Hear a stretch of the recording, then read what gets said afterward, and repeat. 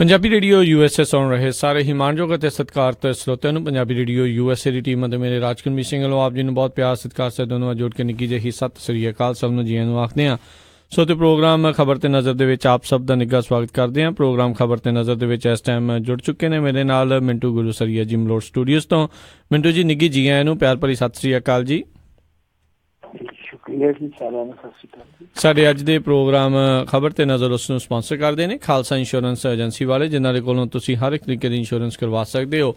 Insurance ਬਾਰੇ ਪਤਾ ਕਰਨ ਲਈ ਕਾਲ ਕਰੋ ਨੰਬਰ 408-272-2500 ਦੇ ਉੱਤੇ। ਇਸ ਦੇ ਨਾਲ ਕ੍ਰਿਸ਼ਨ ਧਨੋਤਾ ਜੀ ਯੂਬਾ ਸਿਟੀ ਤੋਂ, ਬਚਿੱਤਰ ਸਿੰਘ ਚਾਹਲ ਫਰੈਜ਼ਨੋ ਤੋਂ, ਮਹਿੰਦਰ ਸਿੰਘ ਮਨਜੀਤ ਕੌਰ ਤਖਰ ਮੋਡੈਸਟੋ ਤੋਂ, ਜਸਪਾਲ ਸਿੰਘ ਜੀ ਸੈਕਰਾਮੈਂਟੋ ਤੋਂ, ਪ੍ਰਿਤਪਾਲ ਸਿੰਘ ਜੀ ਟਰਲਕ ਤੋਂ, ਜੱਸੀ ਗਿੱਲ ਪਲੰਬਿੰਗ ਵਾਲੇ ਬੇਕਰਸਫੀਲਡ ਤੋਂ, ਪ੍ਰਿੰਸੀਪਲ ਅਵਤਾਰ ਸਿੰਘ ਪੰਨੂ ਬੇਕਰਸਫੀਲਡ ਤੋਂ, ਸਟੋਨ ਕ੍ਰੀਕ ਸਰਕਲ ਵਾਲੇ ਸਾਰੇ ਹੀ ਸੀਨੀਅਰਜ਼ ਬੇਕਰਸਫੀਲਡ ਤੋਂ, ਅਤੇ GN ਟਾਇਰ ਅਤੇ ਲਿਊਬ ਵਾਲੇ, ਜਿਨ੍ਹਾਂ ਦੇ ਕੋਲੋਂ ਤੁਸੀਂ ਟਰੱਕ ਵਾਸ਼ ਕਰਵਾ ਸਕਦੇ ਹੋ, ਆਇਲ ਚੇਂਜ ਕਰਾ ਸਕਦੇ ਹੋ, ਏਅਰ ਬ੍ਰੇਕਾਂ ਦਾ ਕੰਮ ਕਰਾ ਸਕਦੇ ਹੋ। ਨਵੇਂ ਪੁਰਾਣੇ ਟਾਇਰ ਤੁਸੀਂ ਇਹਨਾਂ ਕੋਲ ਖਰੀਦ ਸਕਦੇ ਹੋ। ਇਹਨਾਂ ਦੀਆਂ 2 ਲੋਕੇਸ਼ਨ ਨੇ, ਸੈਂਟਾ ਨੈਲਾ ਵਿੱਚ ਅਤੇ ਮਡੇਰਾ ਦੇ ਵਿੱਚ।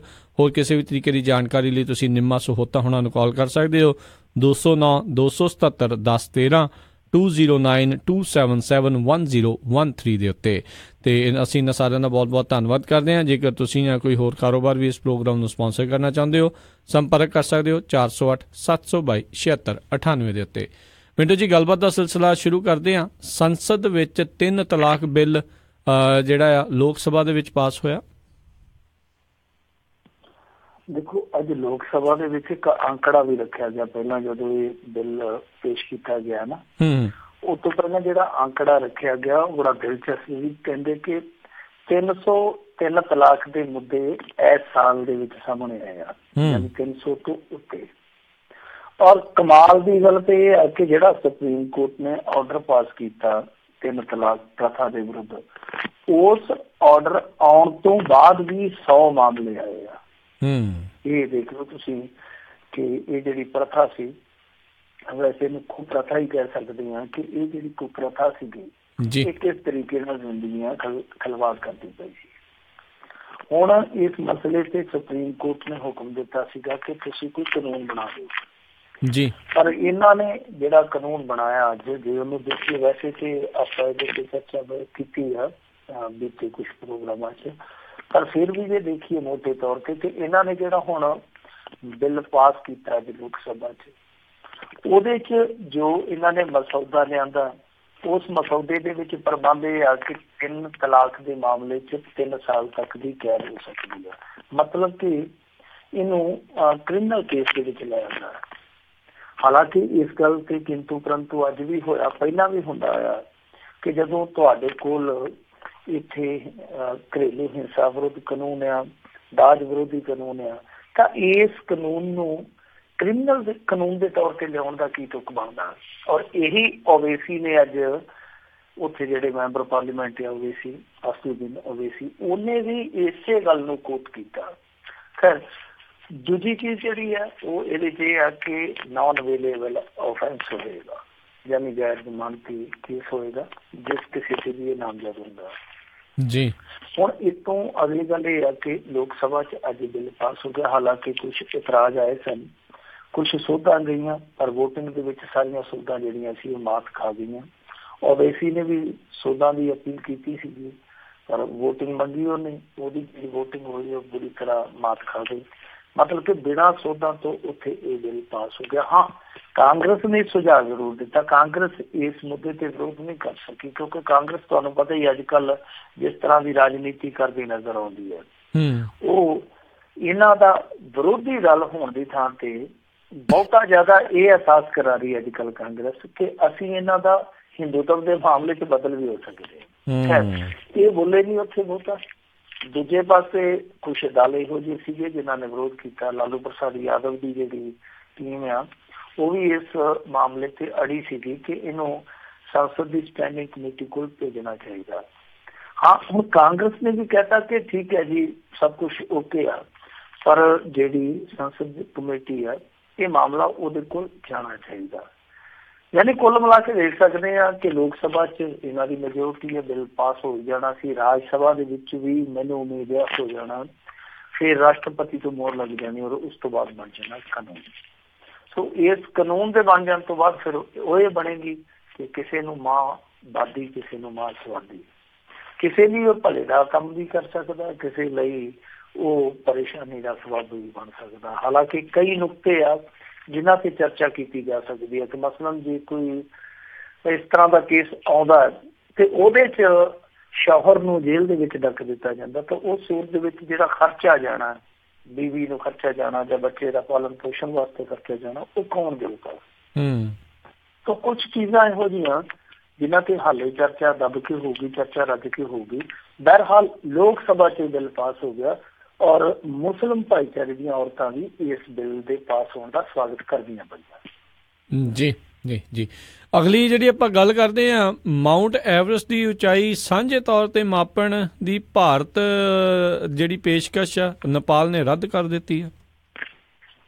ਅਸਲ 'ਚ ਨੇਪਾਲ ਜਵਾਨ ਹੋ ਗਿਆ, ਪਹਿਲਾਂ ਬੱਚਾ ਦੱਸ ਨੇਪਾਲ ਨੂੰ ਕਿ ਨੇਪਾਲ ਸਾਡਾ ਕਾਕਾ ਛੋਟਾ ਜਿਹਾ ਬੇਬੀ ਹੈ, Q2 ਜਿਹਾ ਬੇਬੀ ਹੈ, ਪਰ ਉਹ Q2 ਜਿਹਾ ਬੇਬੀ ਹੁਣ ਨੌਜਵਾਨ ਬਣ ਗਿਆ। ਅੱਜ ਕੱਲ ਉਹਦੀ ਯਾਰੀ ਦੋਸਤੀ ਹੈਗੀ ਪਰ ਉਤਲੇ ਘਰਾਂ ਨਾਲ, ਜਿਵੇਂ ਉਹ ਗੁਰਦਾਸ ਮਾਨ ਦਾ ਗਾਣਾ ਸੀਗਾ ਨਾ, ਅੱਜ ਕੱਲ ਤੇਰੀ ਆਉਣੀ ਜਾਣੀ ਉੱਚਿਆਂ ਚਵਾਰਿਆਂ ਦੇ ਨਾਲ, ਉਹਦੀ ਹੁਣ ਉੱਚਿਆਂ ਘਰਾਂ ਦੇ ਨਾਲ ਆਉਣੀ ਜਾਣੀ ਹੈ। ਉੱਚੇ ਘਰ 'ਚ ਕੌਣ ਹੈ? ਚਾਈਨਾ ਵਾਲੇ ਉੱਤੇ ਬੈਠੇ ਆ ਜਿਹੜੇ ਜੀ। ਸੋ ਉਹ ਜਿਹੜਾ ਇਹਨਾਂ ਦਾ ਬੱਚਾ ਸੀਗਾ, ਇਹ ਆਪ ਹੀ ਕਹਿੰਦੇ ਹੁੰਦੇ ਸੀਗੇ ਸਾਡਾ ਬੇਬੀ ਹੈ ਨਿੱਕਾ ਜਿਹਾ ਪਿਆਰਾ ਜਿਹਾ, ਉਹ ਅੱਜ ਕੱਲ ਹੁਣ ਉਧਰ ਸੈਨਿਕਾਂ ਲੜਾ ਕੇ ਬੈਠਾ। ਹੁਣ ਸਾਰਾ ਕੁਛ ਉਲਟ ਪੁਲਟ ਆ। ਇਹਨਾਂ ਨੇ ਅਪੀਲ ਕੀਤੀ ਸੀਗੀ ਕਿ ਮਾਊਂਟ ਐਵਰੈਸਟ ਦੀ ਜਿਹੜੀ ਉਚਾਈ ਹੈ ਉਹਨੂੰ ਆਪਾਂ ਦੁਬਾਰਾ ਮਾਪੀਏ, ਉਹਦੀ ਪੈਮਾਇਸ਼ ਕਰੀਏ, ਕਿਉਂਕਿ ਤੁਹਾਨੂੰ ਪਤਾ ਹੀ ਹੈ ਨੇਪਾਲ ਦੇ ਵਿੱਚ ਭੂਚਾਲ ਆਇਆ, ਬਹੁਤ ਜ਼ਬਰਦਸਤ ਭੂਚਾਲ ਆਇਆ ਸੀਗਾ। ਔਰ ਉਸ ਭੂਚਾਲ ਤੋਂ ਵੀ ਹਮੇਸ਼ਾ ਇੱਕ ਗੱਲ ਜਿਹੜੀ ਉਹ ਨਿਕਲ ਕੇ ਆਉਂਦੀ ਹੈ, ਚੇਤਿਆਂ 'ਚ ਆਉਂਦੀ ਹੈ, ਵਾਰ-ਵਾਰ ਆਉਂਦੀ ਹੈ। ਇੱਕ ਵਾਰੀ ਜਦੋਂ ਇਹਨਾਂ ਨੇ ਇਮਦਾਦ ਭੇਜੀ ਸੀ ਤੇ ਉਸ ਤੋਂ ਬਾਅਦ ਉਸੇ ਭੂਚਾਲ ਤੋਂ ਬਾਅਦ ਇਹਨਾਂ ਨੇ ਇੱਕ ਕਾਰਟੂਨ ਛਾਪਿਆ ਸੀਗਾ ਔਰ ਕਾਰਟੂਨ ਦੇ ਵਿੱਚ ਭਾਰਤ ਮਾਤਾ ਗੋਦੀ ਦੇ ਵਿੱਚ ਉਸੇ ਬੇਬੀ ਨੂੰ ਚੁੱਕੀ ਬੈਠੀ ਹੈ। ਉਹ ਬੇਬੀ ਵਿਚਾਰਾ ਲਹੂ ਲੁਹਾਨ ਆ ਤੇ ਭਾਰਤ ਮਾਤਾ ਉਹਨੂੰ ਗੋਦੀ 'ਚ ਖੜਾ ਰਹੀ ਹੈ, ਮਤਲਬ ਕਿ ਉਹਨੂੰ ਬੱਚਾ ਦਰਸਾਇਆ ਜਾ ਰਿਹਾ ਸੀ ਕਿ ਭਾਰਤ ਮਾਂ ਦੀ ਗੋਦ ਦੇ ਵਿੱਚ ਇਹ ਬੱਚਾ ਬਿਲਕੁਲ ਸੁਰੱਖਿਅਤ ਹੈ। ਹੋਇਆ ਕਿ ਉਸ ਤੋਂ ਬਾਅਦ ਕੁਛ ਵਿਗਾੜ ਪਏ। ਭੂਚਾਲ ਆਉਣ ਤੋਂ ਬਾਅਦ ਉਹ ਜਿਹੜੀ ਮਾਊਂਟ ਐਵਰੈਸਟ ਦੀ ਚੋਟੀ ਹੈ ਉਹਦੇ 'ਚ ਵੀ ਸ਼ਾਇਦ ਕੋਈ ਘਾਟਾ ਵਾਧਾ ਹੋਇਆ ਹੋਵੇ। ਭਾਰਤ ਨੇ ਉਹ ਅਪੀਲ ਕੀਤੀ ਸੀ ਅਸੀਂ ਇਹਨੂੰ ਦੁਬਾਰਾ ਮਾਪ ਲਈਏ ਕਿ ਉਚਾਈ ਇਹਦੀ ਹੈ ਜਿਹੜੀ ਉਹ ਘਟੀ ਸੀ। ਉਹਨਾਂ ਨੇ ਇਹਨਾਂ ਦੀ ਅਪੀਲ ਠੁਕਰਾ ਦਿੱਤੀ ਹੈ। ਤੇ ਮੈਂ ਜਿਵੇਂ ਤੁਹਾਨੂੰ ਕਿਹਾ ਕਿ ਭੂਚਾਲ ਤੋਂ ਬਾਅਦ ਇਹਨਾਂ ਦੇ ਰਿਸ਼ਤਿਆਂ 'ਚ ਵੀ ਭੂਚਾਲ ਆਇਆ। ਔਰ ਭੂਚਾਲ ਕਾਹਤੋਂ ਆਇਆ? ਭੂਚਾਲ ਇਸ ਕਰਕੇ ਆਇਆ ਕਿਉਂਕਿ ਨੇਪਾਲ ਪਹਿਲਾਂ ਹਿੰਦੂ ਰਾਸ਼ਟਰ ਸੀਗਾ। ਬਹੁਤ ਸਾਰੇ ਸੱਜਣਾਂ ਨੂੰ ਇਸ ਚੀਜ਼ ਬਾਰੇ ਪਤਾ ਹੋਣਾ। ਬਾਅਦ ਦੇ ਵਿੱਚ ਉਹਨਾਂ ਨੇ ਆਪਣਾ ਸੰਵਿਧਾਨ ਬਦਲ ਲਿਆ ਸੀਗਾ। ਹੁਣ ਇਹ ਤੁਸੀਂ ਦੇਖੋ ਕਿ ਜਿਹਨੂੰ ਇਹ ਬੱਚਾ ਦੱਸਦੇ ਸੀਗੇ, ਉਸ ਬੱਚੇ ਨੇ ਕੀ ਕੀਤਾ ਕਿ ਆਪਣੇ ਆਪ ਨੂੰ ਹਿੰਦੂ ਰਾਸ਼ਟਰ ਤੋਂ ਆਪਣੇ ਆਪ ਨੂੰ ਉਹਨਾਂ ਨੇ ਸੈਕੂਲਰ ਦੇਸ਼ ਬਣਾ ਲਿਆ। ਔਰ ਇੱਧਰ ਜਿਹੜੇ ਸੈਕੂਲਰ ਦੇਸ਼ ਵਾਲੇ ਆ ਉਹ ਕਹਿੰਦੇ ਜੀ ਅਸੀਂ ਹਿੰਦੂ ਰਾਸ਼ਟਰ ਬਣਾਉਣਾ। ਹੁਣ ਬੱਚਾ ਕੌਣ ਹੈ ਅਕਲ ਦੇ ਮਾਮਲੇ 'ਚ ਉਹ ਆਪ ਹੀ ਦੇਖ ਲਓ। ਸੋ ਉਹਨਾਂ ਨੇ ਜਦੋਂ ਸੰਵਿਧਾਨ ਬਦਲਿਆ ਸੀ ਨਾਲ ਦੀ ਨਾਲ ਬਹੁਤ ਕੁਛ ਬਦਲ ਗਿਆ, ਰਿਸ਼ਤੇ ਵੀ ਬਦਲ ਗਏ। ਫਿਰ ਇਹਨਾਂ ਨੇ ਬਹੁਤ ਕੁਛ ਕੀਤਾ ਸੀ, ਮਦੇਸ਼ੀਆਂ ਦੇ ਮਾਮਲੇ 'ਚ ਵੀ ਹੋਇਆ। ਮਦੇਸ਼ੀ ਵੈਸੇ ਕੌਣ ਆ ਉਹ ਇੱਕ ਅੱਡ ਵਿਸ਼ਾ।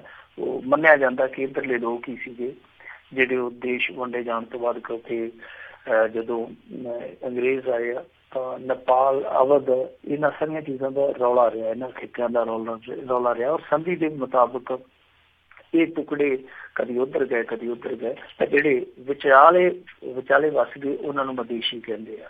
ਅਸਲ ਦੇ ਵਿੱਚ ਬਿਹਾਰ, ਉੱਤਰ ਪ੍ਰਦੇਸ਼ ਇਹਨਾਂ ਇਲਾਕਿਆਂ 'ਚ ਗਿਆ। ਤੇ ਮਦੇਸ਼ੀਆਂ ਦੇ ਮਾਮਲੇ 'ਚ ਵੀ ਇਹਨਾਂ ਦੀ ਖਟਪਟ ਹੋਈ। ਤਾਂ ਉਸ ਖਟਪਟ ਦਾ ਨਤੀਜਾ ਕੀ ਨਿਕਲਿਆ ਕਿ ਇਹਨਾਂ ਨੇ ਕੋਲਕਾਤਾ ਬੰਦਰਗਾਹ ਤੋਂ, ਜਿੱਥੇ ਉਹਨਾਂ ਦਾ ਰਾਸ਼ਨ ਪਾਣੀ ਸਾਰਾ ਉਤਰਦਾ ਸੀ ਤੇ ਫਿਰ ਨੇਪਾਲ ਨੂੰ ਜਾਂਦਾ ਸੀਗਾ, ਕਿਉਂਕਿ ਉਹ ਤੁਹਾਨੂੰ ਪਤਾ ਹੀ ਹੈ ਲੈਂਡ ਲੌਕ ਦੇਸ਼ ਆ, ਉਹਦੇ ਆਲੇ ਦੁਆਲੇ ਸਮੁੰਦਰ ਨਹੀਂ ਹੈਗਾ।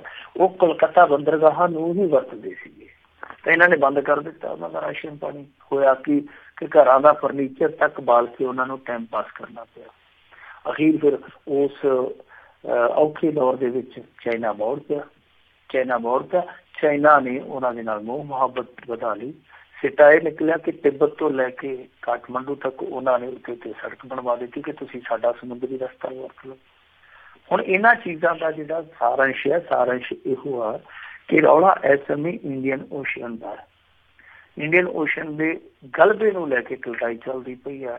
ਚਾਈਨਾ ਨੇਪਾਲ ਤੱਕ ਇੱਧਰ ਯਾਨੀ ਹੇਠਲੇ ਪਾਸਿਓਂ ਮਾਰ ਕਰਕੇ ਮਾਲਦੀਵ ਬਰਮਾ ਇੱਧਰ ਦੀ ਹੁੰਦਾ ਹੋਇਆ ਯੂਰਪ ਤੱਕ ਪਹੁੰਚਣਾ ਚਾਹੁੰਦਾ, ਉੱਤੋਂ ਪਾਕਿਸਤਾਨ ਵਾਲੇ ਰਸਤੇ ਤੇ ਆਉਣਾ ਚਾਹੁੰਦਾ, ਮਤਲਬ ਕਿ ਦੋਨਾਂ ਪਾਸਿਆਂ ਤੋਂ। ਹੁਣ ਭਾਰਤ ਲਈ ਚਿੰਤਾਜਨਕ ਗੱਲ ਇਹ ਆ ਕਿ ਜਿਹੜੇ ਉਹਦੇ ਨੇੜ ਦੇ ਗੁਆਂਢੀ ਜਿਹੜੇ ਕਿਸੇ ਸਮੇਂ ਉਹਦੇ ਵਧੀਆ ਸਾਥੀ ਹੁੰਦੇ ਸੀ, ਵਧੀਆ ਦੋਸਤ ਹੁੰਦੇ ਸੀ, ਅੱਜ ਕੱਲ੍ਹ ਉਹਨਾਂ ਦਾ ਝੁਕਾਅ ਜਿਹੜਾ ਉਹ ਲਗਾਤਾਰ ਚਾਈਨਾ ਵੱਲ ਹੋ ਰਿਹਾ। ਜਿੱਦਾਂ ਸ਼੍ਰੀਲੰਕਾ, ਉਹਦਾ ਹੰਬਨ ਟੋਟਾ ਵਾਲਾ ਤੁਹਾਨੂੰ ਪਤਾ ਹੀ ਐਪੀਸੋਡ, ਮਾਲਦੀਵ ਦੇ ਵਿੱਚ ਵੀ ਉਹਨਾਂ ਦੀ ਇਨਵੈਸਟਮੈਂਟ ਬੜੀ ਜ਼ਬਰਦਸਤ ਹੈ, ਬਰਮਾ ਦੇ ਵਿੱਚ ਵੀ, ਬੰਗਲਾਦੇਸ਼ ਦੇ ਵਿੱਚ ਵੀ, ਪਾਕਿਸਤਾਨ ਤੇ ਹੈ। ਸੋ ਭਾਰਤ ਕਰਤੇ ਰਿਹਾ ਉਹਨਾਂ ਨੂੰ ਕਾਊਂਟਰ, ਜਿੱਦਾਂ ਕਿ ਸਿੰਗਾਪੁਰ ਦੇ ਨਾਲ ਇਹਨਾਂ ਦੀ ਚੰਗੀ ਹੋ ਗਈ ਉੱਠਕ ਬੈਠਕ, ਔਰ ਖ਼ਾਸ ਤੌਰ 'ਤੇ ਜਿਹੜਾ ਸਟੇਟ ਆਫ ਮਲਕਾ ਉਹਦੇ ਵਿੱਚ ਇਹਨਾਂ ਨੇ ਆਪਣਾ ਜਾ ਕੇ ਇੱਥੇ ਕਿੰਨੇ ਅੱਡਾ ਬਣਾਇਆ। ਪਰ ਬਾਵਜੂਦ ਇਸ ਦੇ ਜਿਹੜੀ ਸੋਲਿਡ ਰਣਨੀਤੀ ਚਾਹੀਦੀ ਉਹਨਾਂ ਨੂੰ ਰੋਕਣ ਲਈ, ਕਿਉਂਕਿ ਇੰਡੀਅਨ ਓਸ਼ਨ ਦਾ ਹੀ ਅੱਗੇ ਜਾ ਕੇ ਰੌਲਾ ਪੈਣਾ, ਜਿਹੜਾ ਮੈਂ ਤੁਹਾਨੂੰ ਦੱਸਿਆ ਕਿ ਰੂਟ ਬਣਾਉਣਾ ਚਾਹੁੰਦਾ ਚਾਈਨਾ ਜੀ, ਤਾਂ ਉਹਦਾ ਅੱਗੇ ਜਾ ਕੇ ਰੌਲਾ ਪੈਣਾ। ਭਾਰਤ ਦੇ ਪ੍ਰਧਾਨ ਮੰਤਰੀ ਨੂੰ ਆਪਣਾ ਜਿਹੜਾ ਸ਼ਕਤੀਮਾਨ ਵਾਲਾ ਰੂਪ ਆ ਉਹਦੇ ਚੋਂ ਬਾਹਰ ਆ ਕੇ ਸੋਚਣਾ ਪਵੇਗਾ ਕਿ ਆ ਜਿਹੜੇ ਦੇਸ਼ ਆ, ਨਿੱਕੇ ਨਿੱਕੇ ਦੇਸ਼ ਆ, ਜਿਨ੍ਹਾਂ ਦੀਆਂ ਲੋੜਾਂ ਉਹ ਚਾਈਨਾ ਉਹਨਾਂ ਦੀਆਂ ਲੋੜਾਂ ਪੂਰੀਆਂ ਕਰਕੇ ਉਂਗਲ ਫੜ ਕੇ ਉਹਨਾਂ ਨੂੰ ਨਾਲ ਲਾ ਰਿਹਾ। ਸੋ ਇਹ ਜ਼ਰੂਰਤ ਆ। ਇਹ ਵੈਸੇ ਹੁਣ ਸੰਕੇਤ ਇਹਨਾਂ ਨੂੰ ਮਿਲ ਗਿਆ ਕਿ ਭਾਈ ਅਸੀਂ ਤੁਹਾਨੂੰ ਟੀਚਰ ਨਹੀਂ ਜਾਣਦੇ, ਕਿਉਂਕਿ ਦੇਖੋ ਜਿਹੜਾ ਮਾਊਂਟ ਐਵਰੈਸਟ ਹੈ ਉਹ ਬਿਲਕੁਲ ਜਾ ਕੇ ਚਾਈਨਾ ਦੇ ਬਾਰਡਰ ਤੇ ਲੱਗ ਜਾਂਦਾ ਜੀ। ਉਹਨਾਂ ਨੇ ਇਹਨਾਂ ਨੂੰ ਜਵਾਬ ਦੇ ਕੇ ਦੇਖੋ ਫਰਮਾਇਸ਼ ਜਦੋਂ ਕਰਨੀ ਹੋਈ ਚਾਈਨਾ ਦੇ ਨਾਲ ਰਲ ਕੇ ਕਰਨਗੇ। ਚਾਈਨਾ ਨੇ ਕਿਹਾ ਹੋਏਗਾ ਕਿ ਤੁਸੀਂ ਇਹਨਾਂ ਨੂੰ ਜਵਾਬ ਦੇ ਦਿਓ। ਸੋ ਸੰਕੇਤ ਜਿਹੜੇ ਆ ਉਹ ਸਾਡੇ ਪ੍ਰਧਾਨ ਮੰਤਰੀ ਤੱਕ ਪੁੱਜ ਗਏ ਹੋਣੇ ਆ। ਪ੍ਰਧਾਨ ਮੰਤਰੀ ਵੈਸੇ ਸਿਆਣੇ ਆਦਮੀ ਆ, ਬੀਬੇ ਆਦਮੀ ਆ, ਸਮਝ ਜਾਣਗੇ। ਜੇ ਸਮਝ ਜਾਣਗੇ ਤੇ ਚੰਗਾ ਹੈ, ਕਿਉਂਕਿ ਕੂਟਨੀਤੀ ਠੀਕ ਹੈ, ਕੁਛ ਹੱਦ ਤੱਕ ਇਹਨਾਂ ਦੀ ਕੂਟਨੀਤੀ ਵਧੀਆ ਆਖੀ ਜਾ ਸਕਦੀ, ਪਰ ਕੁਛ ਮਾਮਲਿਆਂ 'ਚ ਉਹ ਜੋ ਕਹਿੰਦੇ ਨਾ ਕਿ ਬਸ ਮੈਂ ਹੀ ਮੈਂ, ਉਹ ਮੈਂ ਹੀ ਮੈਂ ਵਾਲਾ ਜਿਹੜਾ ਤਿਆਗ ਉਹ ਜ਼ਰੂਰੀ ਹੈ। ਜੀ ਜੀ। ਅਗਲੀ ਜਿਹੜੀ ਆਪਾਂ ਮਿੰਟੂ ਜੀ ਗੱਲ ਕਰਦੇ, ਖਹਿਰਾ ਹੁਣਾਂ ਨੇ ਕਹਿੰਦੇ ਰਾਹੁਲ ਗਾਂਧੀ ਨੂੰ ਲਿਖਿਆ ਪੱਤਰ, ਕਹਿੰਦੇ ਵੀ ਤੁਹਾਡਾ ਕੈਪਟਨ ਬਾਜ਼ ਨਹੀਂ ਆ ਰਿਹਾ। ਤੇ ਉਹਨਾਂ ਨੇ ਅੱਗੋਂ ਇਹ ਨਹੀਂ ਆਖਿਆ ਸੀ ਕਿ ਸਾਡਾ ਮੁੰਡਾ ਤੇ ਏਦਾਂ ਹੀ ਕਰੂ ਜੀ। ਦੇਖੋ ਅੱਜ ਸੁਖਪਾਲ ਸਿੰਘ ਖਹਿਰਾ ਨੇ ਬੜੇ ਤਿੱਖੇ ਸ਼ਬਦੀ ਹਮਲੇ ਕੀਤੇ ਕੈਪਟਨ ਅਮਰਿੰਦਰ ਸਿੰਘ ਤੇ, ਇੱਥੋਂ ਤੱਕ ਕਿ ਅਰੂਸਾ ਆਲਮ ਨੂੰ ਮੈਂ ਆਖਿਆ ਕਿ ਇਹ ISI ਦੀ ਏਜੰਟ ਹੋ ਸਕਦੀ ਹੈ। ਸਵਾਲ ਖੜੇ ਕੀਤੇ ਆ ਕਿ ਇਹ ਇੱਥੇ ਕਰਦੀ ਕੀ ਆ, ਪੁੱਛਿਆ ਤੇ ਜਾਵੇ। ਹੁਣ ਰਾਹੁਲ ਗਾਂਧੀ ਨੂੰ ਚਿੱਠੀ ਲਿਖੀ ਆ ਕਿ ਤੁਹਾਡਾ ਜਿਹੜਾ ਮੁੱਖ ਮੰਤਰੀ ਆ ਉਹ ਤਿਲਕਦਾ ਜਾਂਦਾ, ਭਾਈ ਕੀ ਗੱਲ ਹੈ, ਇਹਨੂੰ ਸੰਭਾਲੋ ਮਾੜਾ ਮੋਟਾ। ਸੋ ਕਾਫੀ ਲੰਮਾ ਚੌੜਾ ਪੱਤਰ ਆ, ਜੇ ਹੁਣ ਉਹਦੇ ਵਿਸਤਾਰ 'ਚ ਆਪਾਂ ਜਾਈਏ ਤਾਂ ਸਮਾਂ ਕਾਫੀ ਲੰਘ ਜਾਣਾ। ਪਰ ਇਹਨਾਂ ਨੇ ਸਿੱਧੇ ਤੌਰ ਤੇ ਕੈਪਟਨ ਅਮਰਿੰਦਰ ਸਿੰਘ ਤੇ ਅਰੂਸਾ ਆਲਮ ਦੇ ਦਰਮਿਆਨ ਜਿਹੜਾ ਦੋਸਤਾਨੇ ਦਾ ਰਿਸ਼ਤਾ ਇੱਕ, ਉਸ ਰਿਸ਼ਤੇ ਨੂੰ ਟਾਰਗੇਟ ਕੀਤਾ ਸਿੱਧੇ ਅੱਖਰਾਂ 'ਚ ਆਪਾਂ ਜੇ ਕਹੀਏ। ਹੁਣ ਇਹ ਕਾਂਗਰਸੀ ਜਿਹੜੇ ਆਮ ਛੋਟੇ ਕਾਂਗਰਸੀ ਆ ਜਾਂ ਜਿਹੜੇ ਮਿਡਲ ਕਾਂਗਰਸੀ ਆ ਆਗੂ, ਵਿੱਚ ਵਿਚਾਲੇ ਦੇ ਆਗੂ ਆ, ਉਹ ਸਾਰੇ ਇਸ ਮਸਲੇ ਤੇ ਚੁੱਪ ਕਰ ਗਏ ਆ, ਇਹ ਸੋਨੀ ਹੋ ਗਏ, ਬਰਫੀ ਲੱਗ ਗਏ ਆ, ਕਿਸੇ ਕੋਲ ਕੋਈ ਜਵਾਬ ਨਹੀਂ ਹੈ। ਸੁਖਪਾਲ ਸਿੰਘ ਖਹਿਰੇ ਨੇ ਜਿਹੜਾ ਤੀਰ ਛੱਡਿਆ ਉਹ ਇਹਨਾਂ ਨੂੰ ਬੈਕਫੁੱਟ ਤੇ ਲੈ ਗਿਆ, ਔਰ ਸੁਖਪਾਲ ਸਿੰਘ ਖਹਿਰੇ ਨੇ ਬੜੀ ਚਲਾਕੀ ਦੇ ਨਾਲ ਤੀਰ ਛੱਡਿਆ, ਕਿਉਂਕਿ ਟਾਈਮਿੰਗ ਦੇਖੋ, ਇੱਕ ਸਮੇਂ ਜਦੋਂ ਦੇਸ਼ ਕੁਲਭੂਸ਼ਣ ਜਾਦਵ ਦੇ ਮਾਮਲੇ 'ਚ ਉਬਲਦਾ ਪਿਆ ਕਿ ਉਹਦੀ ਪਤਨੀ ਉਹਦੀ ਮਾਂ ਦੇ ਨਾਲ ਪਾਕਿਸਤਾਨੀਆਂ ਨੇ ਬਹੁਤ ਬੁਰਾ ਵਰਤਾਓ ਕੀਤਾ, ਬਹੁਤ ਬੁਰਾ ਸਲੂਕ ਕੀਤਾ, ਉਸ ਸਮੇਂ ਇਹਨੇ ਕੱਢ ਕੇ ਕੱਚ 'ਚੋਂ ਮੂੰਗਲੀ ਮਾਰੀ ਆ ਕਿ ਦੇਖੋ ਜੀ ਉਹ ਉੱਧਰ ਕੀ ਕਰਦੇ ਪਏ ਆ। ਹਾਲਾਂਕਿ ਇਹਨੇ ਕੋਟ ਨਹੀਂ ਕੀਤਾ ਇਸ ਗੱਲ ਨੂੰ, ਪਰ ਇਸ ਟਾਈਮਿੰਗ ਨੂੰ ਲੈ ਕੇ ਇਹ ਗੱਲ ਆਪਣੇ ਆਪ ਜੁੜ ਜਾਂਦੀ ਹੈ ਕਿ ਉੱਧਰ ਦੇਖੋ ਸਾਡੀਆਂ ਔਰਤਾਂ ਜਾਂਦੀਆਂ, ਉਹਨਾਂ ਦੀ ਬਿੰਦੀ ਵੀ ਉਤਾਰ ਲਈ ਜਾਂਦੀ ਹੈ, ਚੂੜੀਆਂ ਵੀ ਉਤਰਵਾ ਦਿੱਤੀਆਂ ਜਾਂਦੀਆਂ, ਜੁੱਤੀ ਉੱਥੇ ਹੀ ਰੱਖ ਲਈ ਜਾਂਦੀ ਹੈ, ਮੰਗਲ ਸੂਤਰ ਜਿਹੜੀ ਕਿ ਬਹੁਤਾ ਔਰਤ ਕਦੇ ਲਾਉਂਦੀ ਨਹੀਂ ਗਈ ਉਹਦੇ ਪਤੀ ਦੇ ਜੀਵਤ ਹੁੰਦੇ ਆ, ਉਹ ਵੀ ਲਵਾ ਲਏ ਗਏ ਆ। ਸੋ ਇਸ ਮਾਮਲੇ 'ਚ ਅਸੀਂ ਕਹਿ ਸਕਦੇ ਕਿ ਇਹਨਾਂ ਨੇ ਬੜੀ ਚੁਸਤੀ ਚਲਾਕੀ ਵਿਖਾਈ ਹੈ। ਹੁਣ ਦੇਖੋ ਜਿੱਥੋਂ ਤੱਕ ਸਵਾਲ ਹੈ ਅਰੂਸਾ ਆਲਮ ਦਾ, ਅਰੂਸਾ ਆਲਮ ਬਾਰੇ ਬਹੁਤ ਲੋਕ ਜਾਣਦੇ ਆ, ਪਰ ਅਰੂਸਾ ਆਲਮ ਕਿੱਥੋਂ ਆਈ ਹੈ, ਇਹਦਾ ਕੀ ਪਿਛੋਕੜ ਹੈ, ਬਹੁਤ ਘੱਟ ਲੋਕਾਂ ਨੂੰ ਪਤਾ। ਅਸਲ ਦੇ ਵਿੱਚ ਅਰੂਸਾ ਆਲਮ ਦੀ ਜਿਹੜੀ ਮਾਂ ਸੀ ਅਕਲੀਨ ਅਖਤਰ, ਉਹ ਜਿਸਮ ਫਰੋਸ਼ੀ ਦੇ ਧੰਦੇ 'ਚ ਸੀ, ਪਰ ਮੈਂ ਨਹੀਂ ਕਹਿੰਦਾ, ਉਹ ਖੁਦ ਉਹਨਾਂ ਨੇ ਮੰਨਿਆ ਵੀ ਹੈ। ਔਰ ਉਹ ਯਹੀਆ ਖਾਨ ਜਿਹੜਾ ਹੁੰਦਾ ਸੀ ਤਾਨਾਸ਼ਾਹ 2 ਸਾਲ ਰਿਹਾ, ਉਹਦੀ ਰਖੈਲ ਵਜੋਂ ਜਾਣੀ ਜਾਂਦੀ ਸੀ, ਔਰ ਉਹਨੂੰ ਜਨਰਲ ਰਾਣੀ ਦਾ ਖਿਤਾਬ ਹਾਸਲ ਸੀਗਾ, ਯਾਨੀ ਸਭ ਤੋਂ ਪਾਵਰਫੁਲ ਲੇਡੀ ਸੀ ਉਸ ਸਮੇਂ ਦੀ ਜੀ। ਬਾਅਦ ਦੇ ਵਿੱਚ ਜਦੋਂ ਅਰੂਸਾ ਆਲਮ ਪੈਦਾ ਹੋਈ, ਪੱਤਰਕਾਰ ਬਣੀ, ਵਧੀਆ ਪੱਤਰਕਾਰ ਬਣੀ, ਇਹ 2 ਬੱਚਿਆਂ ਦੀ ਮਾਂ ਵੀ ਆ। ਉਸ ਤੋਂ ਬਾਅਦ ਜਿਹੜਾ ਪਹਿਲਾ ਕਾਰਜਕਾਲ ਸੀ ਕੈਪਟਨ ਅਮਰਿੰਦਰ ਸਿੰਘ ਦਾ ਬਤੌਰ ਮੁੱਖ ਮੰਤਰੀ, ਇਹ ਜਦੋਂ ਉੱਥੇ ਪਾਕਿਸਤਾਨ 'ਚ ਗਏ ਉਸ ਤੋਂ ਬਾਅਦ ਇਹਨਾਂ ਦੀ ਜਾਣ ਪਛਾਣ ਹੋਈ। ਐਸੀ ਜਾਣ ਪਛਾਣ ਹੋਈ ਕਿ ਹੁਣ ਤੇ ਜਿੱਥੇ ਕੈਪਟਨ ਉੱਥੇ ਅਰੂਸਾ, ਜਿੱਥੇ ਅਰੂਸਾ ਉੱਥੇ ਕੈਪਟਨ। ਇੱਕ ਵਾਰੀ ਤੇ ਇਹ ਹੋਇਆ ਸੀ ਕਿ ਜਿਹੜੇ ਟਿਕਟਾਂ ਦੇ ਚਾਹਵਾਨ ਸੀ ਉਹ ਦਿੱਲੀ ਦਰਬਾਰ ਦੇ ਬਾਹਰ ਬੈਠੇ ਬੈਂਚਾਂ ਤੇ ਉਹ ਸੁੱਕ ਹੀ ਗਏ ਉੱਥੇ ਇੰਤਜ਼ਾਰ ਕਰਦੇ ਕਿ ਇਹ 6-7 ਰਾਜਸਥਾਨ ਦੀ ਸੈਰ ਤੇ ਚਲੇ ਗਏ ਸਨ ਬੀਬੀ ਅਰੂਸਾ ਆਲਮ ਨੂੰ ਘੁਮਾਉਣ। ਉਦੋਂ ਵੀ ਬਹੁਤ ਰੌਲਾ ਪਿਆ ਸੀਗਾ। ਸੋ ਇਸ ਵਾਰੀ ਫੇਰ ਹੁਣ ਚਰਚਾ ਇੱਕ ਵਾਰੀ ਚੱਲਦੀ ਪਈ ਆ ਕਿ ਆਖਰ ਇਹ ਮਾਜਰਾ ਕੀ ਆ। ਹੁਣ ਵੈਸੇ ਸੁਖਪਾਲ ਸਿੰਘ ਖਹਿਰਾ ਤੇ ਵੀ ਪ੍ਰਸ਼ਨ ਉੱਠ ਸਕਦੇ ਆ, ਕਿਉਂਕਿ ਦੇਖੋ ਜਿੱਦਣ ਸਹੁੰ ਚੁੱਕੀ ਸੀ ਕੈਪਟਨ ਅਮਰਿੰਦਰ ਸਿੰਘ ਨੇ, ਬੀਬੀ ਅਰੂਸਾ ਆਲਮ ਤੇ ਉਦੋਂ ਹੀ ਪਹੁੰਚ ਗਈ ਸੀ ਤੇ ਐਸੀ ਪਹੁੰਚੀ ਉਦੋਂ ਵੀ ਵਾਪਸ ਗਈ ਨਹੀਂ। ਮੇਰੇ ਖਿਆਲ ਨਾਲ ਜੇ ਗਈ ਹੋਵੇ ਤੇ ਜਿਹੜੇ ਲੋੜੀ ਬਦਲ ਭਾਵੇਂ ਗਈ ਹੋਵੇ, ਉੱਥੋਂ ਟੈਚੀ ਦੂਜਾ ਚੁੱਕ ਲੈਂਦਾ ਹੋਵੇ, ਇਹਨਾਂ ਕੋਲ ਟਾਈਮ ਲਾ ਕੇ ਆਈ ਹੈ। ਤਾਂ ਵਿੱਚ ਇਹ ਜਦੋਂ ਗਏ ਸੀਗੇ ਇਹ ਉਦੋਂ ਭੁੱਲ ਗਏ, ਉਦੋਂ ਫੇਰ ਵਿੱਚ ਵਿਚਾਲੇ ਜਾ ਕੇ ਕੈਪਟਨ ਦੇ ਮਹਿਲ 'ਚ ਆਖ ਆਏ ਸੀ ਕਿ ਕੈਪਟਨ ਸੰਤ ਸਿਆਸਤਦਾਨ ਆ। ਅੱਜ ਹੁਣ ਉਸੇ ਨੂੰ ਨਿਸ਼ਾਨਾ ਬਣਾਈ ਬੈਠੇ ਆ। ਸੋ ਕੁੱਲ ਮਿਲਾ ਕੇ ਕੈਪਟਨ ਅਮਰਿੰਦਰ ਸਿੰਘ ਨੂੰ ਵੀ ਹੁਣ ਜਵਾਬ ਦੇਣਾ ਪਊਗਾ, ਔਰ ਜਵਾਬ ਭਾਰਤੀ ਜਿਹੜੇ ਵਿਦੇਸ਼ ਮੰਤਰਾਲੇ ਦੇ ਅਧਿਕਾਰੀ ਆ ਜਾਂ ਇਹ ਅਹੁਦੇਦਾਰ ਆ ਉਹਨਾਂ ਨੂੰ ਵੀ ਦੇਣਾ ਪਊਗਾ ਕਿ ਜੇ ਪਾਕਿਸਤਾਨੀ ਮਰੀਜ਼ ਨੇ ਕਿਸੇ ਨੇ ਇੱਥੇ ਦਵਾ ਲੈਣ ਆਉਣਾ ਹੋਵੇ ਹਸਪਤਾਲ ਦੇ ਵਿੱਚ ਤੇ ਉਹਨਾਂ ਦਾ ਵੀਜ਼ਾ ਜਿਹੜਾ ਉਹ ਟਵੀਟਾਂ ਦੇ ਜ਼ਰੀਏ ਮਿਲਦਾ। ਪਹਿਲਾਂ ਟਵੀਟ ਕਰਨਾ ਪੈਂਦਾ, ਸੁਸ਼ਮਾ ਸਵਰਾਜ ਦੇ ਅੱਗੇ ਮੋਰੇ ਹੱਥ ਜੋੜਨੇ ਪੈਂਦੇ ਆ ਕਿ ਬੀਬੀ ਜੀ ਸਾਨੂੰ ਵੀਜ਼ਾ ਦਿਓ। ਇੱਧਰ ਵੀਜ਼ਾ ਐਕਸਟੈਂਡ ਹੋਈ ਜਾਂਦਾ, ਪਤਾ ਨਹੀਂ ਵੀਜ਼ਾ ਲੱਗਾ ਹੀ ਲੰਮਸਮ ਆ ਕਿ ਜਦੋਂ ਤੱਕ ਤੁਹਾਡਾ ਜੀ ਕਰਦਾ ਤੁਸੀਂ ਆਓ। ਇਹ ਸਾਰਾ ਕੁਛ ਹੋ ਕੀ ਰਿਹਾ। ਔਰ ਕਮਾਲ ਦੀ ਗੱਲ ਆ ਕਿ ਸ਼ਿਵ ਸੈਨਾ ਵਾਲੇ ਇੱਥੇ 10-15 ਟੋਲੇ ਬਣਾ ਕੇ ਕਦੇ ਉਹਨੂੰ ਵੱਟਾ ਮਾਰ ਦਿੱਤਾ, ਕਦੇ ਉਹਨੂੰ ਇੱਟਾ ਮਾਰ ਦਿੱਤਾ। ਉਹ ਬੰਦੇ ਜਿਹੜੇ ਕਹਿੰਦੇ ਆ ਜੀ ਅਸੀਂ ਪਾਕਿਸਤਾਨ ਦੇ ਇੱਥੇ ਕੋਈ ਐਕਟਰ ਵੀ ਨਹੀਂ ਰਹਿਣ ਦੇਣਾ, ਕਲਾਕਾਰ ਵੀ ਨਹੀਂ ਰਹਿਣ ਦੇਣਾ, ਜੇ ਕੋਈ ਗਜ਼ਲ ਗੋ ਆਉਂਦਾ, ਕੋਈ ਗਜ਼ਲ ਗਾਉਣ ਆਉਂਦਾ ਉਹਨੂੰ ਵੀ ਨਹੀਂ ਆਉਣ ਦੇਣਾ, ਕੁਛ ਵੀ ਨਹੀਂ ਇੱਥੇ ਪਾਕਿਸਤਾਨ ਦਾ ਰਹਿਣ ਦੇਣਾ। ਇਸ ਮਾਮਲੇ 'ਤੇ ਉਹ ਵੀ ਨਹੀਂ ਬੋਲਦੇ, ਸਾਰੇ ਪਾਸੇ ਚੁੱਪੀ ਆ। ਸੋ ਜਿਹੜੇ ਸਵਾਲ ਚੁੱਕੇ ਸੁਖਪਾਲ ਸਿੰਘ ਖਹਿਰਾ ਨੇ, ਸਵਾਲਾਂ ਦੇ ਵਿੱਚ ਬਹੁਤ ਵੱਡਾ ਕਾਰਨ ਆ, ਉਹ ਕਾਰਨ ਸਾਰਿਆਂ ਨੂੰ ਪਤਾ।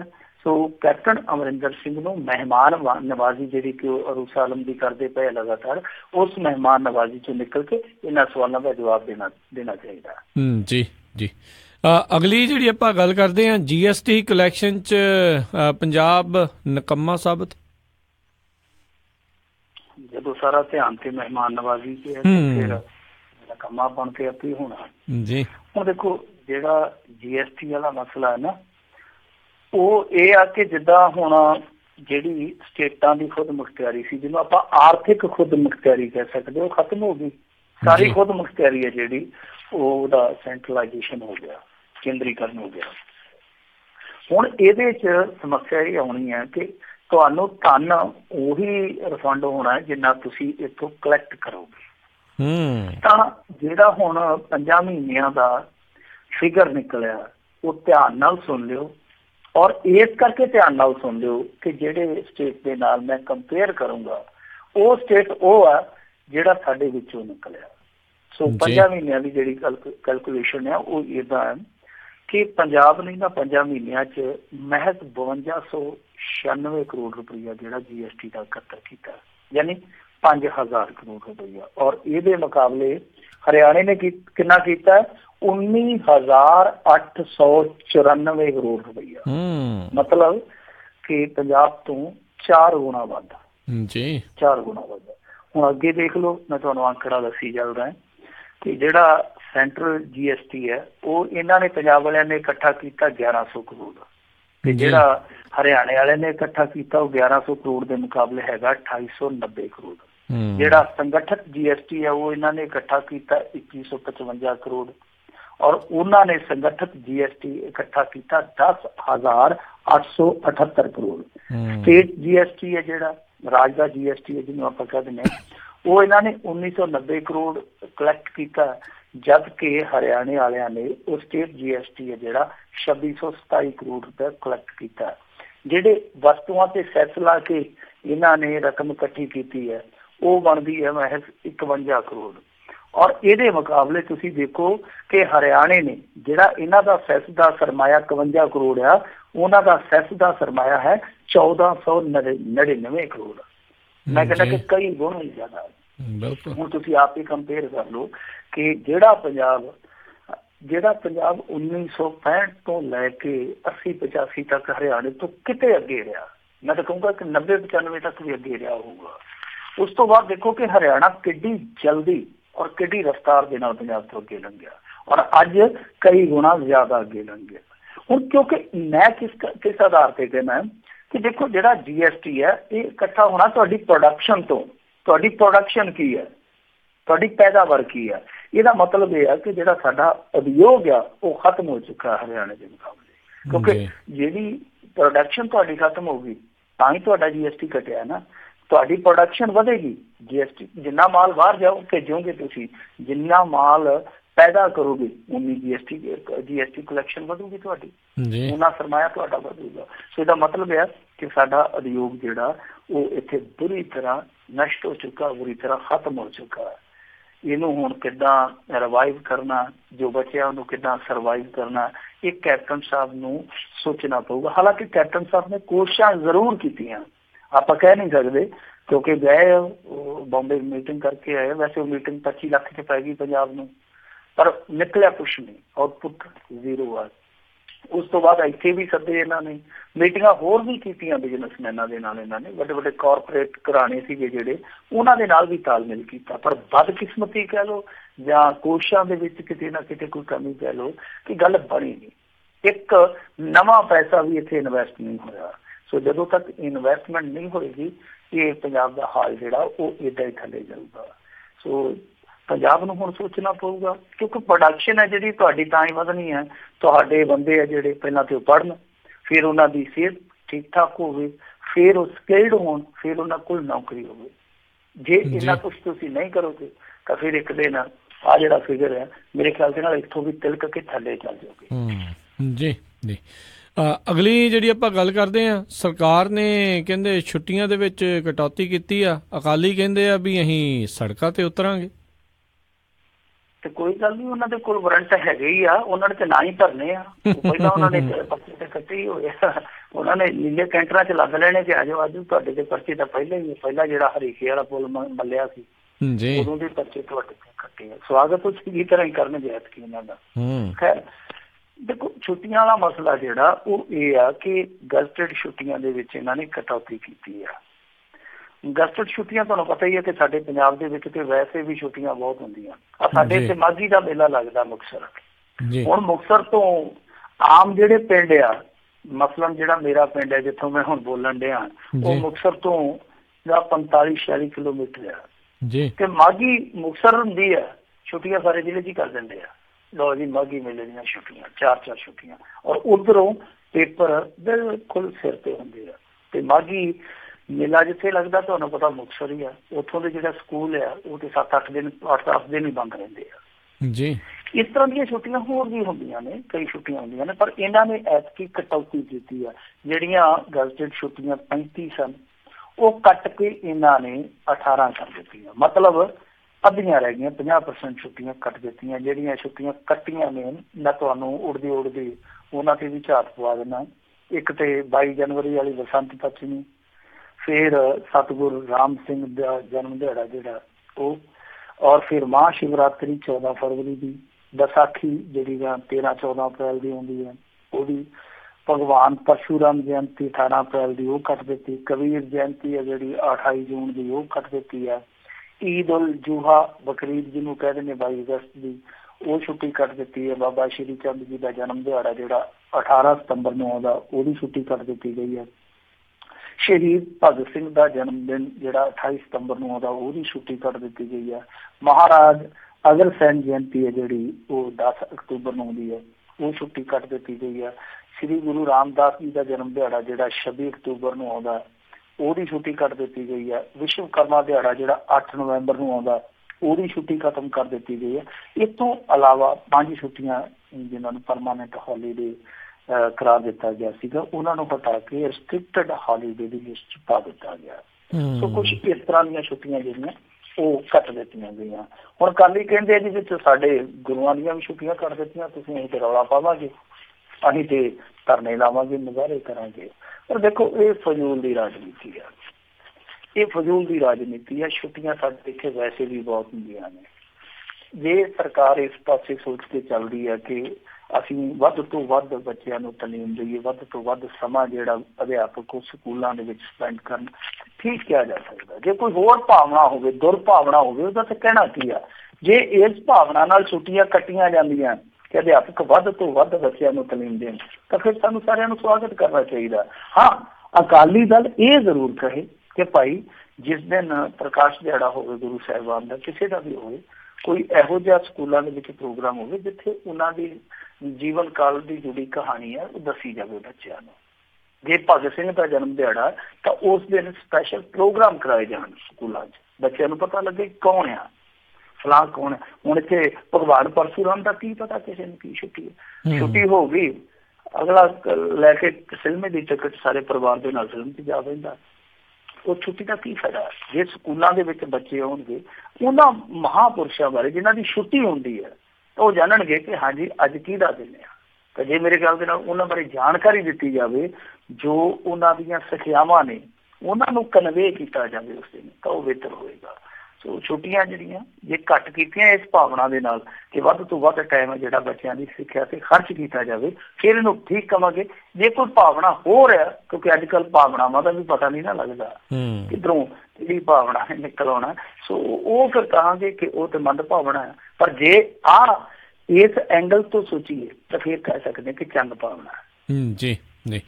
ਅਗਲੀ ਆਪਾਂ ਮਿੰਟੂ ਜੀ ਗੱਲ ਕਰੀਏ, ਕਹਿੰਦੇ ਚੱਡੇ ਨੂੰ ਸ਼੍ਰੀ ਅਕਾਲ ਤਖ਼ਤ ਸਾਹਿਬ ਤੇ ਤਲਬ ਕੀਤਾ ਗਿਆ, ਵੀਡੀਓ ਵਿਚਲੀ ਔਰਤ ਮੀਡੀਆ ਦੇ ਸਾਹਮਣੇ ਆਈ ਹੈ। ਹੁਣ ਦੇਖੋ, ਉਸ ਬੀਬੀ ਨੇ ਆ ਕੇ ਅੱਜ ਸਵੇਰ ਇਸ ਗੱਲ ਨੂੰ ਪ੍ਰਮਾਣਿਤ ਕਰ ਦਿੱਤਾ ਕਿ ਵੀਡੀਓ ਸਹੀ ਹੈ, ਵੀਡੀਓ ਦੇ ਵਿੱਚ ਉਹੀ ਹੈ ਔਰ ਵੀਡੀਓ ਦੇ ਵਿੱਚ ਉਹ ਵੀ ਉਹੀ ਹੈ, ਯਾਨੀ ਸਭ ਕੁਛ ਠੀਕ ਠਾਕ ਹੈ। ਔਰ ਇਹ ਕਮਾਲ ਦਾ ਬਿਰਧ ਆਦਮੀ ਹੈ, 80-82 ਸਾਲ ਦੀ ਉਮਰ 'ਚ ਜਿਹੜਾ ਚੰਨ ਚਾੜਿਆ ਸੋ ਚਾੜਿਆ, ਪਰ ਫਿਰ ਵੀ ਹਾਲੇ ਆਪਣੇ ਝੂਠ ਤੇ ਪਰਦਾ ਪਾਈ ਜਾਂਦਾ, ਆਪਣੀ ਕਰਤੂਤ ਨੂੰ ਹਾਲੇ ਵੀ ਲੁਕਾਉਣ ਦਾ ਯਤਨ ਕਰਦਾ। ਇਹਨੂੰ ਕਹਿ ਸਕਦੇ ਹਾਂ ਕਿ ਢੀਠਤਾ ਦਾ ਸਿਰਾ ਹੋ ਜਾਣਾ। ਹੁਣ ਦੇਖੋ, ਗਲਤੀ ਹੋ ਗਈ ਹੈ ਤਾਂ ਹੱਥ ਜੋੜ ਕੇ ਕਹਿ ਭਾਈ ਗਲਤੀ ਮੈਂ ਕਰ ਬੈਠਾ, ਅਸੀਂ ਮੈਨੂੰ ਗੋਲੀ ਥੋੜੀ ਮਾਰਨੀ ਹੈ, ਜੋ ਸਜ਼ਾ ਦੇਣੀ ਮੈਂ ਭੁਗਤਣ ਨੂੰ ਤਿਆਰ ਹਾਂ। ਅਹੁਦਾ ਛੱਡ ਦੇ, ਵੱਧ ਤੋਂ ਵੱਧ ਏਡਾ ਤਗੜਾ ਕਾਰੋਬਾਰੀ ਆ ਕਿ ਇਹੋ ਜਿਹੀ ਕੁਰਸੀ ਸੁਖਣੋਂ ਹੀ ਥੋੜਿਆ। ਪਰ ਇਹਨੇ ਬੰਦੇ ਨੇ ਝੂਠ ਦਾ ਝੂਠ ਬੋਲਿਆ, ਉਲਟਾ ਗ੍ਰਿਫਤਾਰੀਆਂ ਉਹਨਾਂ ਦੀਆਂ ਹੋਈਆਂ ਜਾਂਦੀਆਂ ਜਿਨ੍ਹਾਂ ਦੇ ਨਾਂ ਲੱਗਦਾ ਕਿ ਇਹਨਾਂ ਨੇ ਇਹ ਮੂਵੀ ਬਾਹਰ ਲਿਆਂਦੀ ਹੈ, ਗ੍ਰਿਫਤਾਰੀਆਂ ਉਹਨਾਂ ਦੀਆਂ ਹੋ ਗਈਆਂ। ਹੁਣ ਦੇਖੋ ਮਾਜ਼ਰਾ ਕੀ ਹੈ ਕਿ ਜਿਹੜੀ ਸ਼ਿਕਾਇਤ ਬੀਬੀ ਨੇ ਕੀਤੀ ਹੈ ਉਹ ਇਹਨਾਂ ਨੇ ਕ੍ਰਾਈਮ ਵਿੰਗ ਕੋਲ ਪਹੁੰਚਾ ਦਿੱਤੀ ਹੈ, ਤੇ ਕ੍ਰਾਈਮ ਵਿੰਗ ਇਹ ਜਾਂਚ ਪੜਤਾਲ ਕਰੂਗੀ ਪਹਿਲਾਂ, ਤੇ ਫਿਰ ਜਿਹੜੀਆਂ ਉਹ ਗ੍ਰਿਫਤਾਰੀਆਂ ਕੀਤੀਆਂ ਉਸ ਮਸਲੇ 'ਚ ਵੀ ਪਹਿਲਾਂ ਜਾਂਚ ਪੜਤਾਲ ਹੋ ਜਾਣੀ ਚਾਹੀਦੀ ਸੀ ਕਿ ਕੀ ਵਾਕਈ ਇਹਨਾਂ ਨੇ ਵੀਡੀਓ ਵਾਇਰਲ ਕੀਤੀ ਹੈ ਜਾਂ ਵੀਡੀਓ ਵਾਇਰਲ ਕਰਨ ਵਾਲਾ ਕੋਈ ਹੋ ਰਿਹਾ। ਕਿਉਂਕਿ ਵਿੱਚੋਂ ਇਹ ਵੀ ਗੱਲ ਨਿਕਲਦੀ ਪਈ ਹੈ ਨਾ ਕਿ ਵੀਡੀਓ ਵਾਇਰਲ ਕਰਨ ਵਾਲੇ ਵੀ ਇਹਨਾਂ ਦੇ ਆਪਣੇ ਹੀ ਆ ਜਾਂ ਕਰਵਾਉਣ ਵਾਲੇ ਵੀ ਇਹਨਾਂ ਦੇ ਆਪਣੇ ਹੀ ਆ, ਕਿਉਂਕਿ ਰਾਜਨੀਤੀ ਚੱਲਦੀ ਆ। ਹੁਣ ਇੱਥੇ ਕ੍ਰਾਈਮ ਵਿੰਗ ਦੀ ਇਨਵੈਸਟੀਗੇਸ਼ਨ ਲਾਜ਼ਮੀ ਕਰਾਰ ਦੇ ਦਿੱਤੀ ਗਈ ਆ, ਤੇ ਜਿਹੜੀਆਂ ਗ੍ਰਿਫਤਾਰੀਆਂ ਉਹ ਹੋਈਆਂ ਉਹ ਤੱਕ ਫੱਟ ਕਰ ਲਈਆਂ ਗਈਆਂ। ਜਦ ਕਿ ਆਮ ਤੌਰ ਤੇ ਕੀ ਹੁੰਦਾ ਕਿ ਜਦੋਂ ਕੋਈ ਪੀੜਤਾ, ਦੇਖੋ ਹੁਣ ਪੀੜਤਾ ਸ਼ਬਦ ਬੋਲਣ ਲੱਗਿਆ ਵੀ ਕਈ ਮਾਮਲਿਆਂ 'ਚ ਪੀੜ ਜਿਹੀ ਹੁੰਦੀ ਆ, ਪੀੜਤਾ ਸ਼ਬਦ ਆਪਾਂ ਜਿੱਥੇ ਇਸਤੇਮਾਲ ਕਰਦੇ ਹਾਂ ਕਿ ਪੀੜਤਾ ਆ ਜਾਂਦੀ ਆ, ਤਾਂ ਉਹ ਜਿਹੜੀ ਸ਼ਿਕਾਇਤ ਦਰਜ ਕਰਵਾਉਂਦੀ ਆ ਯਕਦਮ ਉਹਦੇ ਤੇ ਕਾਰਵਾਈ ਕਰਨੀ ਚਾਹੀਦੀ ਹੈ। ਹੁਣ ਕ੍ਰਾਈਮ ਵਿੰਗ ਨੂੰ ਦੇਤੀ ਇਨਵੈਸਟੀਗੇਸ਼ਨ, ਕ੍ਰਾਈਮ ਵਿੰਗ ਨੇ ਪਤਾ ਨਹੀਂ ਕਿੰਨੇ ਦਿਨ ਲਾਉਣੇ ਆ। ਪਰ ਇਸ ਤੋਂ ਇਲਾਵਾ ਜਿਹੜਾ ਹੁਣ ਇਹਦੇ ਲਈ ਚੱਡਾ ਸਾਹਿਬ ਲਈ ਮੁਸ਼ਕਿਲ ਵਾਲਾ ਪਲ ਆਉਣ ਵਾਲਾ ਉਹ ਆਉਣਾ ਅਕਾਲ ਤਖ਼ਤ ਤੇ। ਅਕਾਲ ਤਖ਼ਤ ਨੇ ਤਲਬ ਕਰ ਲਿਆ ਕਿਉਂਕਿ ਅਕਾਲ ਤਖ਼ਤ ਕੋਲ ਪਹਿਲਾਂ ਤੇ ਯਾਨੀ ਗੁਰਬਚਨ ਸਿੰਘ ਕਹਿੰਦੇ ਜੀ ਕੋਈ ਸ਼ਿਕਾਇਤ ਆਈ ਨਹੀਂ, ਜੇ ਆਉਂਦੀ ਹੈ ਤੇ ਵਿਚਾਰਦੇ ਹਾਂ। ਸ਼ਿਕਾਇਤਾਂ ਧੜਾ ਡਿੱਗੀਆਂ ਉੱਥੇ ਜਾ ਕੇ ਤੇ ਫਿਰ ਇੰਨੀਆਂ ਸੀ ਕਿ ਸੰਭਾਲੀਆਂ ਨਹੀਂ ਸੀ ਜਾਂਦੀਆਂ ਗਿਆਨੀ ਗੁਰਬਚਨ ਸਿੰਘ ਕੋਲ।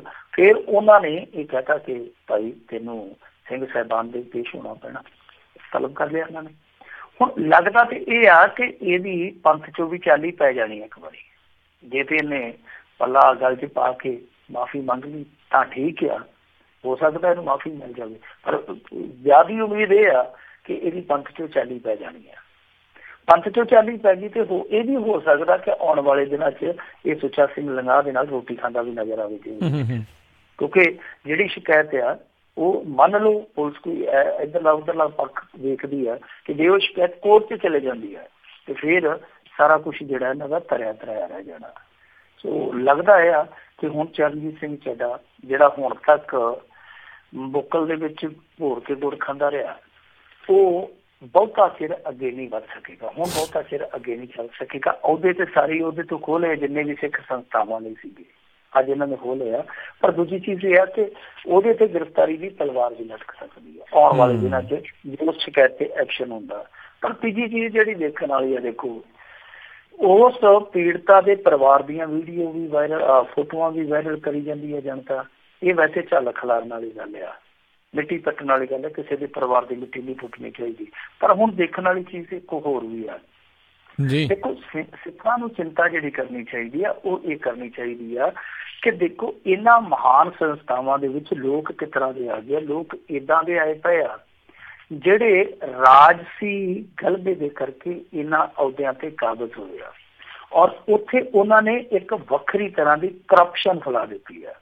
ਕਰਪਸ਼ਨ ਇਕੱਲੇ ਪੈਸਿਆਂ ਦੀ ਨਹੀਂ ਹੁੰਦੀ, ਕਰਪਸ਼ਨ ਬਹੁਤ ਕਿਸਮ ਦੀ ਹੁੰਦੀ ਹੈ। ਤਾਂ ਇਹਨੂੰ ਕਰਪਸ਼ਨ ਹੀ ਕਹਿ ਸਕਦੇ ਆ। ਕਿਸੇ ਨੂੰ ਬਲੈਕਮੇਲ ਕਰ ਲਿਆ, ਕਿਸੇ ਨੂੰ ਡਰਾ ਲਿਆ, ਕਿਸੇ ਦੇ ਕੰਮ ਵੱਟੇ ਕੰਮ ਲੈ ਲਿਆ।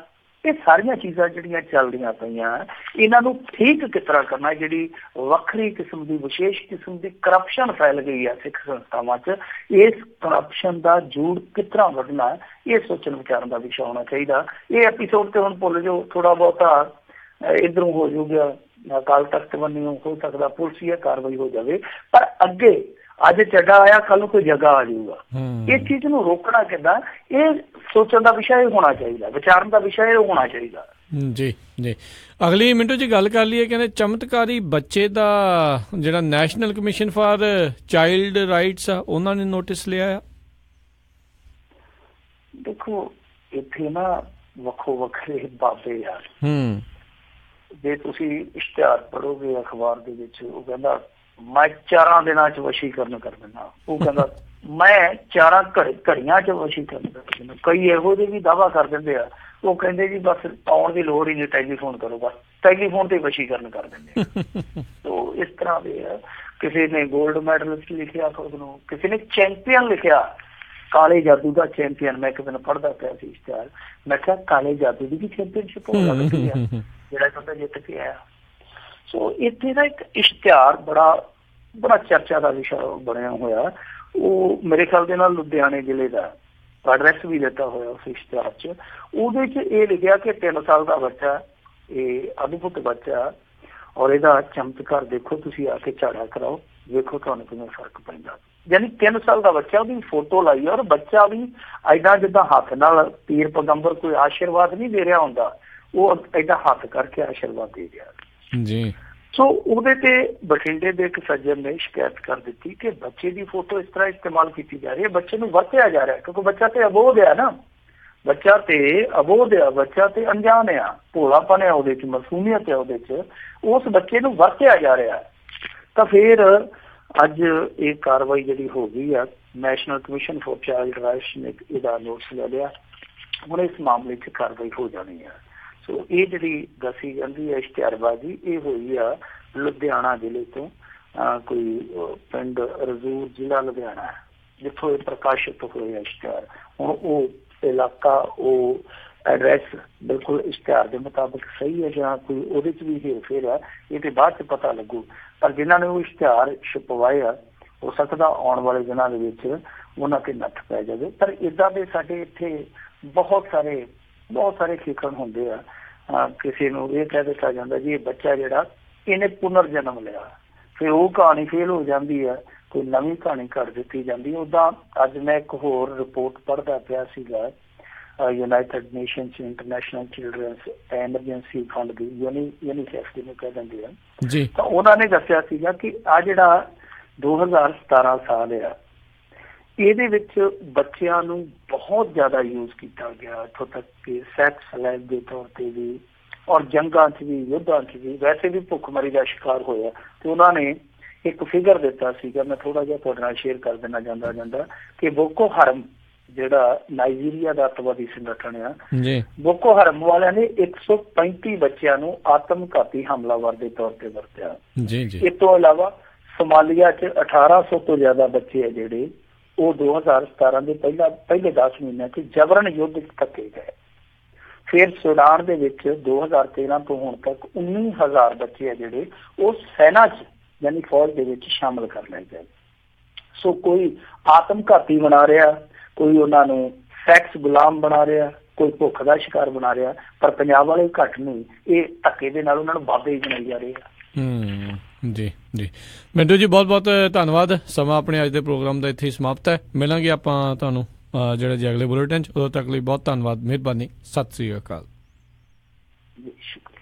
ਤੇ ਸੋ ਤੋਂ ਇੱਥੇ ਹੀ ਸਾਡਾ ਅੱਜ ਦਾ ਪ੍ਰੋਗਰਾਮ ਸਮਾਪਤ ਹੈ। ਮਿਲਦੇ ਹਾਂ ਤੁਹਾਨੂੰ ਸਾਰਿਆਂ ਨੂੰ ਅਗਲੇ ਬੁਲੇਟਿਨ 'ਚ। ਉਦੋਂ ਤੱਕ ਲਈ ਮੈਨੂੰ ਰਾਜਕਰਮਜੀਤ ਸਿੰਘ ਨੂੰ ਇਜਾਜ਼ਤ ਦਿਓ। ਮੇਰੇ ਵੱਲੋਂ ਤੁਹਾਨੂੰ ਸਾਰਿਆਂ ਨੂੰ ਬਹੁਤ ਪਿਆਰ ਸਤਿਕਾਰ ਸਤਿ ਨਿੱਘੀ ਜਿਹੀ ਸਤਿ ਸ੍ਰੀ ਅਕਾਲ। ਜਿੰਨੇ ਵਾਸਤੇ ਰਹੋ, ਹੱਸਦੇ ਖੇਲਦੇ ਰਹੋ, ਸੁਣਦੇ ਰਹੋ ਪੰਜਾਬੀ ਰੇਡੀਓ USA।